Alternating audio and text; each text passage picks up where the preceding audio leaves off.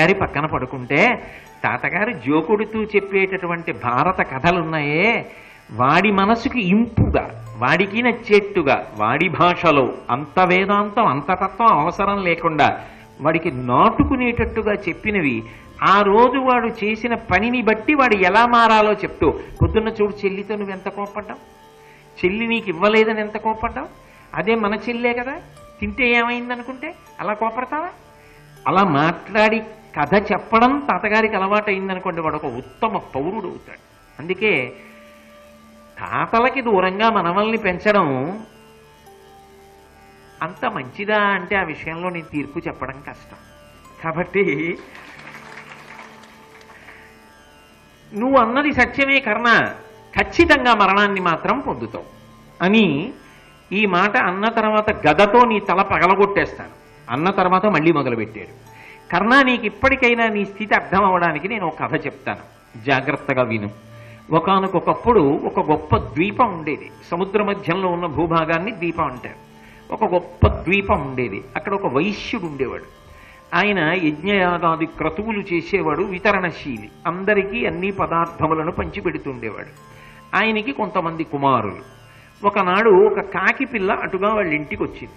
వాళ్ళు దయాపరులు. అయ్యో పాపం కాకి పిల్ల కదా అని, అది బలిభొక్కు కదా, బలిభొక్కు అంటే వేసినవి తిని బతుకుతుంది.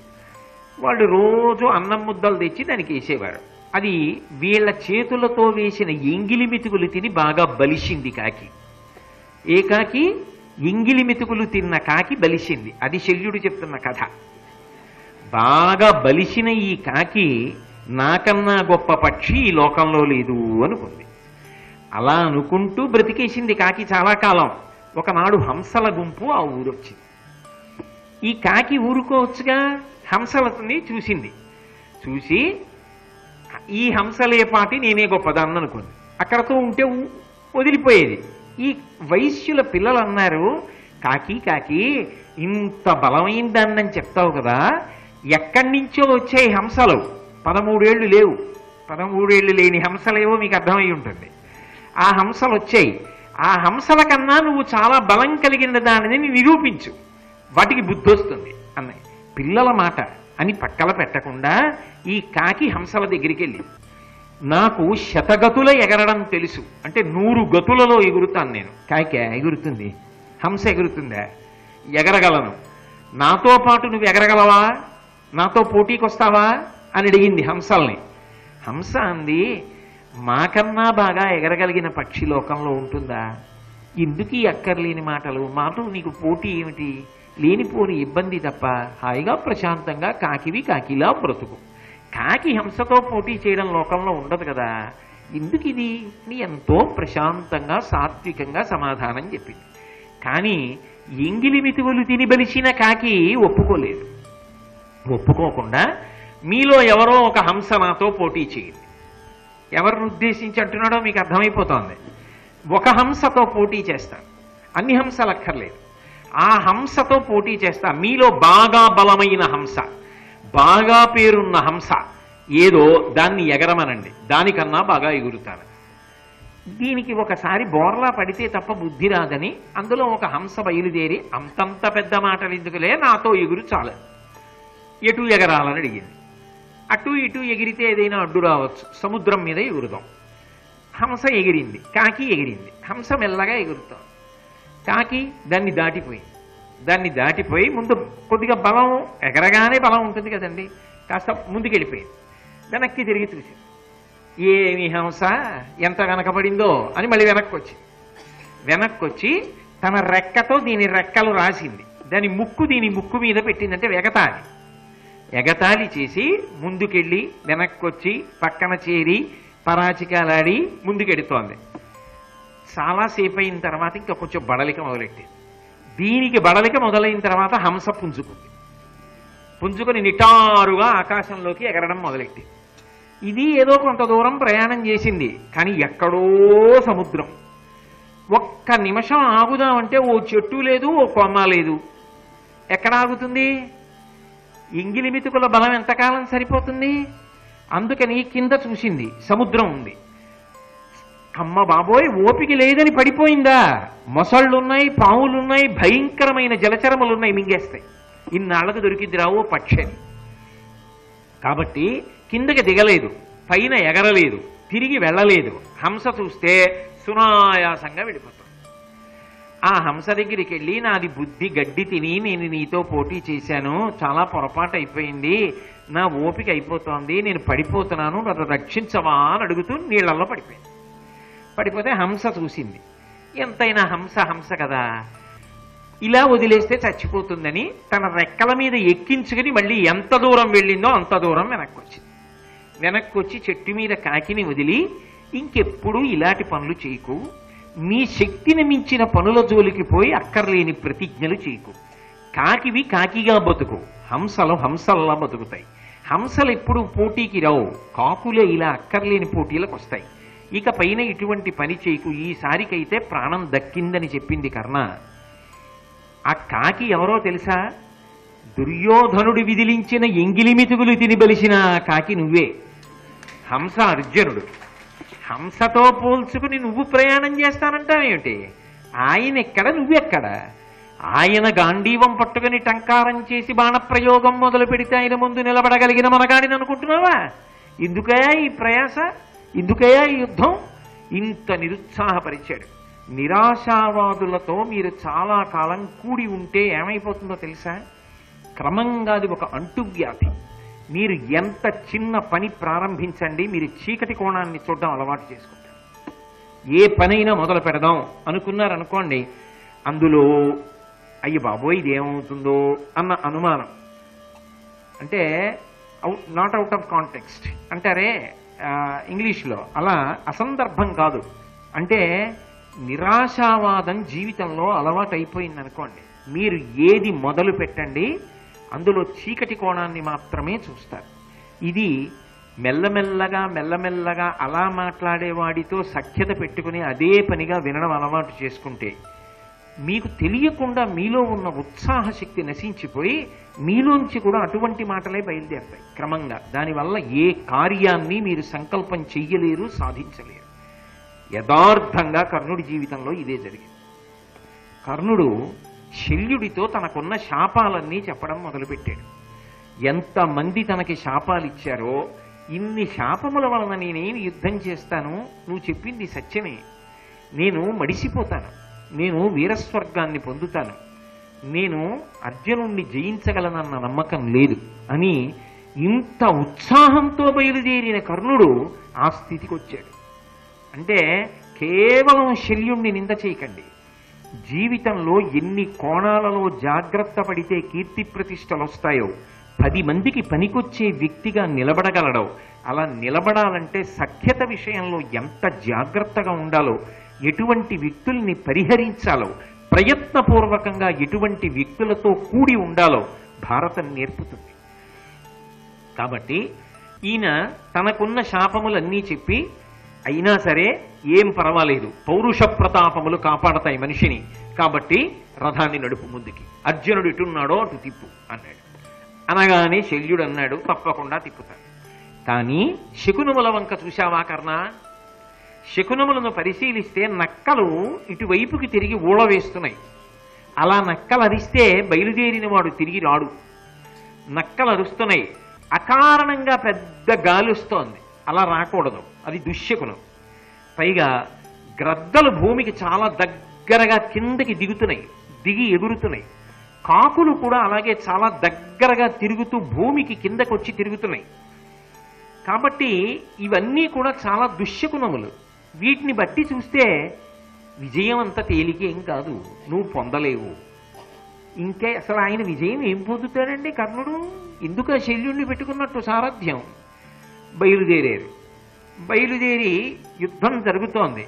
నిరుత్సాహపడ్డాడు కదా, భీముడితో ముందు యుద్ధం జరిగింది. ఆ భీముడితో యుద్ధం జరిగినప్పుడు భీముడు గదాదండంతో కొట్టడంలో కర్ణుడు రథంలో స్పృహ తప్పి పడిపోయాడు. ఆ పడిపోవడంలో ఏమైందంటే నాలుక బయటికి పెట్టి పడిపోయాడు. పడిపోతే భీముడు వలయాకారంగా తిరిగి రథాన్ని దగ్గరికి తీసుకొచ్చి చురకత్తి తీసి కర్ణుడి నాలుక కోసేపోయాడు. ఈ నోటితో కదు వదరాడు సభలో, అందుకని నాలుక కోసేస్తాను. సారథి ఏం చేయాలి? రథాన్ని తప్పించాలి వీరుణ్ణి కాపాడుకోవడానికి. కానీ శల్యుడు అన్నాడు, భీమా భీమా నాలుక కోసేకు. ఎందుకో తెలుసా? నువ్వు నాలుక కోస్తే వీడు చచ్చిపోతాడు, వీణ్ణి చంపుతానని అర్జునుడు ప్రతిజ్ఞ చేశాడు. నువ్వు చంపేస్తే అర్జునుడి ప్రతిజ్ఞ ఏమైపోతుంది? అలా పడుండని లేస్తాడు, కాసేపు ఆగి అర్జునుడి చేతిలో చచ్చిపోతాడన్నాడు. ఎంత గొప్ప సారథి మీరు ఆలోచించండి. అంటే ఆయనకి సారథ్యం రాకని మీరు అనుకుంటున్నారా? కృష్ణుడితో సమానమైన ప్రౌఢిమ ఉన్నవాడు. కానీ ఆయన బలహీనత అటువంటిది, ఆ పొగడకపోతే చేయడు. కాబట్టి ఇప్పుడు అటువంటి వాడి వల్ల మీకు ఉపయోగమే ఉంటుంది. అందుకే సమర్థత ఒక్కటే గీటురాయి కాదు, చెయ్యగలిగి ఉండడం ప్రధానం కాదు, చెయ్యడంతో పాటుగా విశ్వసనీయత, వినయము, ఈ రెండూ ఉన్నవాడేనా? ఈ రెండూ ఉన్నవాడు ఒకటి చేయడానికి పనికి రాకపోవచ్చు, కానీ దేనికైనా పనికొస్తాడు ఎప్పుడో. ఇవి రెండూ లేనివాడు ఏ ఒకదానికైనా మీరు వాడుకుంటే మిమ్మల్ని గ్రసించేస్తాడు. అది ఎంత చిన్నదనుకుని మీరు అప్పచెప్పినా సరే దెబ్బతింటారు.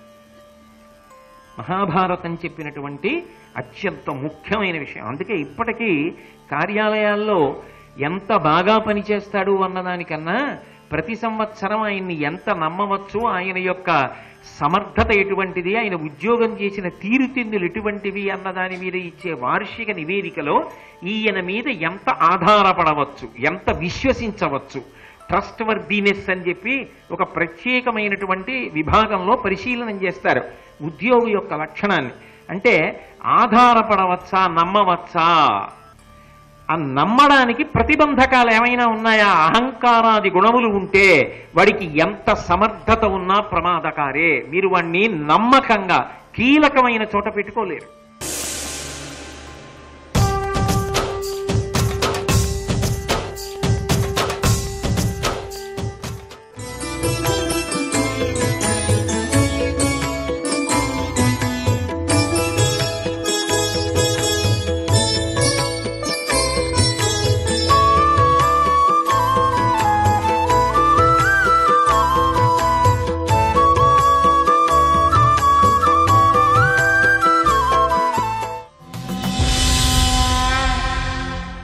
విశ్వసనీయుడు, నమ్మవచ్చు.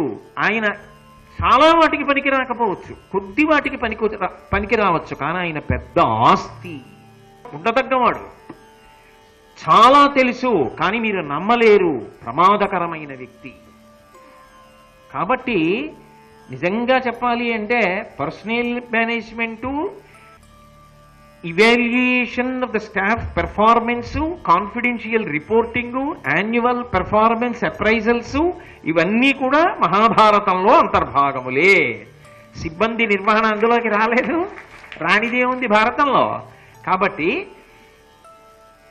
ఈ మాట చెప్పి భీముడితోటి, కాబట్టి నువ్వు సంహరించవద్దు అన్నాడు. సరే, తర్వాత కర్ణుడు చాలా గొప్ప యుద్ధం చేశాడు. అదేం మామూలు యుద్ధం కాదు, అది అరివీర భయంకరమైనటువంటి యుద్ధం. చిట్ట చివర అర్జునుడికి కర్ణుడికి యుద్ధం జరుగుతోంది.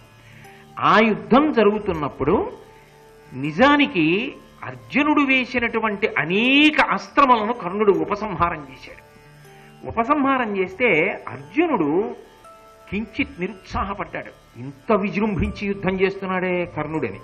వెంటనే కృష్ణుడు జోక్యం చేసుకుని, ఏమి అర్జున నిరుత్సాహపడుతున్నావు? కర్ణుడితో యుద్ధం అంటే ఇలాగే ఉంటుంది, మరి ఉత్సాహం పుంజుకో. నిలబడగలడా కర్ణుడు నీ ముందు? నీకున్న అస్త్రశస్త్రములు ఎటువంటివి, నీకు గురువు గారు ఇచ్చిన విద్యలు ఎటువంటివి, నువ్వు చేసినటువంటి తపస్సు ఎటువంటిది, నీ ముందు నిలబడగలడా? కానీ కొంత యుద్ధం జరుగుతుంది, చిట్ట చివరగా మడిచిపోతాడు. ఉత్సాహం పొందుకుని యుద్ధం చెయ్యి అన్నాడు. అది శల్యుడికి కృష్ణుడికి ఉండే తేడా. శల్యుడికి కృష్ణుడికి సారథ్యం విషయంలో సమానమైనటువంటి శక్తి. ఆ రోజులలో భారతదేశంలో వాళ్ళిద్దరికన్నా చెప్పడానికి మూడో సారథి లేడు, ఇద్దరూ సమానం. కానీ కర్ణుణ్ణి చంపేశాడు శల్యుడు, అర్జునుణ్ణి బ్రతికించేశాడు కృష్ణుడు. ఎక్కడో చెప్పమంటారా? ఒక భయంకరమైనటువంటి అస్త్రం ఒకటి ఉన్నది కర్ణుడి దగ్గర. అది ఎక్కడో ఒకనకొకప్పుడు ఖాండవవన దహనం చేశాడు అర్జునుడు. ఎక్కడో ఒకప్పుడు అంటే నా ఉద్దేశం వెనక్కి వెళ్ళినప్పుడు అని. వెనక కథలో ఖాండవవనాన్ని దహనం చేశాడు.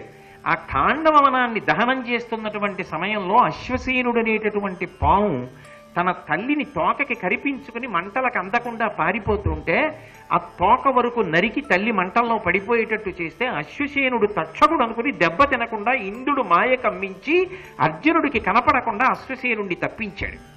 ఇది కడుపులో పెట్టుకుని గుండెల్లో పెట్టుకుని కక్ష పెంచుకున్న అశ్వసేనుడు అన్నటువంటి గొప్ప సర్పం పగ పెంచుకుని కర్ణుడి దగ్గరికి వెళ్ళింది. నేను నీ దగ్గర అస్త్రంగా ఉంటాను, నువ్వు నన్ను ఎప్పుడైనా ప్రయోగించు, అర్జునుడి ప్రాణములు తీసేస్తాను. అప్పటి నుంచి పూజామందిరంలో ఉంచి గంధము పూలదండల చేత దాన్ని అలంకారం చేసి పూజ చేస్తున్నాడు కర్ణుడు. ఇవాళ దాన్ని తీసుకొచ్చాడు, అర్జునుడి మీద ప్రయోగించాలి, అర్జునుడిని పడగొట్టాలని. నిజంగా అంత శక్తివంతమైన అస్త్రమేది. ఆ అస్త్రాన్ని గురిపెడుతున్నాడు కర్ణుడు. గురిపెడుతుండగా చూశాడు శల్యుడు, అబ్బో చాలా గొప్ప అస్త్రాన్ని సంధిస్తున్నాడు. బయలుదేరే ముందు చెప్పాడు, నా దగ్గర నాగాస్త్రం ఉంది, సర్పాస్త్రం, దానికి పడిపోవలసిందే అర్జునుడు, ఇవాళ దాన్ని ప్రయోగిస్తున్నానని చెప్పాడు. ఎప్పుడైతే దాన్ని ప్రయోగించడం మొదలుపెట్టాడో ప్రకృతిలో వచ్చినటువంటి మార్పులను గమనించాడు శల్యుడు. ఓ, కర్ణుడు నాగాస్త్రాన్ని ప్రయోగిస్తున్నాడు, దీని వలన అర్జునుడు దెబ్బతింటాడని తెలుసుకున్నాడు. తెలుసుకుని వెంటనే వెనక్కి తిరిగి చూశాడు కర్ణుడు గురి పెట్టడాన్ని. ఆ గురి పెట్టినటువంటిది క్రీగంటి వరకు వచ్చింది. అంటే గురి చూసుకుంటున్నాడు, ఖచ్చితంగా బాణం వదలడానికి కంఠాన్ని ఉత్తరించేయాల ఆ అస్త్రం. ఇక్కడి వరకు గురి పెట్టాడు, ఇంకా కిందకి దింపి కంఠం దగ్గరికి తీసుకురావాలి. క్రీగంటి వరకు గురిపెట్టిన తర్వాత శల్యుడు అన్నాడు, నీకు అసలు ఆ బాణాన్ని ప్రయోగించడం గురిపెట్టడం కుదరట్లేదు కర్ణ, అసలు ముందు దాన్ని సరిగా గురిపెట్టడం చూసుకో, అప్పుడు వదులుగానిలే అన్నాడు. ఆ మాటకి చాలా కోపం వచ్చేసింది కర్ణుడికి. వచ్చేసి, నాకు బాణం గురిపెట్టడం ఎలాగో చేత కానివాడిని అనుకోకు, ఎక్కడ గురిపెట్టానో అక్కడ వదులుతున్నానని వదిలేశాడు. అది నిజానికి క్రీగంట అంటే ఇక్కడ వరకు వెళ్ళైనా కొట్టచ్చు కణతలం, అదైనా ప్రమాదమే. వస్తున్నటువంటి అస్త్రాన్ని గమనించాడు కృష్ణుడు, అది సారథండి. ఆయన వెంటనే ఏం చేశాడంటే రథము యొక్క చక్రములు 5 అంగుళములు భూమిలోకి దిగేటట్టుగా అణిచిపెట్టాడు. అణిచిపెట్టడంలో 5 అంగుళాలు భూమిలోకి దిగింది. దిగడంలో ఆయన గురి 5 అంగుళాల పైకి వెళ్ళింది. పైకి వెళ్ళడంలో అస్త్రం వచ్చేటప్పటికి ఆ అర్జునుడి యొక్క కిరీటానికి తగిలి కిరీటం నేల మీద పడిపోయింది. అది ఒకానొకప్పుడు బ్రహ్మగారు తపస్సు చేసిన ఇంద్రుడికి ఇచ్చినటువంటి కిరీటం, వజ్రవైఢూర్యములు పొదగబడి ఉంటుంది. ఆ కిరీటాన్ని ఇంద్రుడు అర్జునుడికి ఇచ్చాడు. ఆ కిరీటాన్ని అర్జునుడు పెట్టుకుంటాడు. ఆ కిరీటం పడిపోగానే అర్జునుడు తెల్ల బట్ట తీసి తలపాగా చుట్టుకుని యుద్ధం మొదలుపెట్టాడు. ఆ పడిపోయిన అస్త్రం మళ్లీ శక్తి పుంజుకుని లేచొచ్చింది. అసలు అసాధారణం అది. లేచి మళ్లీ వచ్చింది అర్జునుడి వైపుకి. అర్జునుడు అడిగాడు, ఇదేంటి ఈ దిక్కుమాలిన పాము ఇన్ని మాటలు వచ్చేస్తోంది, ఇప్పుడే కదా నువ్వు నన్ను రక్షించావు, ఇది మళ్లీ వస్తోందేమని అడిగాడు. మర్చిపోయావా, అది మామూలు అస్త్రం కాదు. నువ్వు ఎవరిని ఖాండవ వనదహన సమయంలో ఇబ్బంది పెట్టావో ఆ అశ్వసేనుడన్న పాము అస్త్రరూపాన్ని ధరించి వస్తోంది నీ మీద పగబట్టి. వెంటనే ఆలస్యం చేయకుండా ఒకసారి గురి తప్పింది కాబట్టి బాణప్రయోగం చేసి ముక్కలు చేయమన్నాడు. వెంటనే బాణములు ప్రయోగించి దాన్ని శిథిలం చేశాడు, ముక్కలు చేసి పడగొట్టేశాడు. కాబట్టి అర్జునుడు బతికాడు. నిజానికి శల్యుడి గురి తప్పడానికి, అర్జునుడు రక్షింపబడడానికి ఎవరు కారణం? సారథులేనా కారణం? శల్యుడు ఆ మాట అనకుండా ఉంటే ఏమో ఏమయ్యేదో.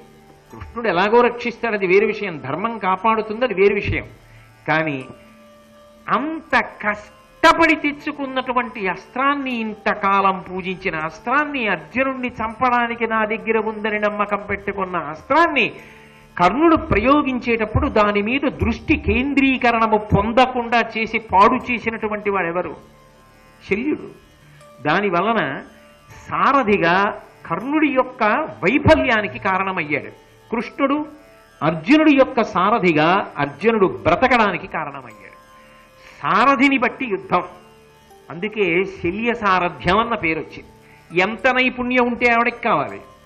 పొగిడితే తప్ప పని చెయ్యనటువంటి వాడు, విశ్వసనీయత లేనివాడు, ఒదగడం చేత కానివాడు ఏమి సాధించి పెడతాడు ప్రభువుకి? అందుకే చిట్ట చివరికి ఏమైందంటే ఒక శాపం అమలులోకి వచ్చి కర్ణుడి యొక్క రథచక్రం భూమిలోకి దిగబడిపోతాడు. ఆ రథం ఏటవాలుగా అయిపోవడంలో దాని మీద నిలబడి బాణప్రయోగం చేయడం కర్ణుడికి కుదరలేదు. ఆయన ధనుర్బాణములను అందులో పెట్టి భుజాన్ని తీసుకెళ్లి ఇరుసు కింద పెట్టి తన బలమంతా ఉపయోగించి రథచక్రాన్ని పైకెత్తాడు. రథచక్రం కొద్దిగా పైకి లేచింది. దానితో పాటుగా 6 అంగుళములు పర్వతములతో సముద్రములతో భూమి అంతా కూడా అరణ్యములతో పైకి లేచింది. 6 అంగుళాలు లేచింది. 5 అంగుళాలు కృష్ణ పరమాత్మ రథాన్ని భూమిలోకి తొక్కాడు. 6 అంగుళాలు భూమినంతటినీ సముద్రములతో పర్వతములతో అరణ్యములతో పైకెత్తాడు కర్ణుడు. అది ఆయన బలం. ఆయన సామాన్యుడు కాడు. సాక్షాత్తు సూర్యుని యొక్క అంశలో వచ్చినటువంటి వాడు. అపారమైనటువంటి పరాక్రమం ఉన్నవాడు. ఇరుసుని పట్టి ఎత్తి 6 అంగుళాలు భూమి పైకి లేచింది. రథచక్రం కొంత పైకి వచ్చిందని మళ్ళీ పైకెక్కాడు. ఇంతకన్నా ఎక్కువ భూమిలో కుంగిపోయి. శల్యుడు ఒక మాట అనలేదు, ఉపకారం చేయలేదు.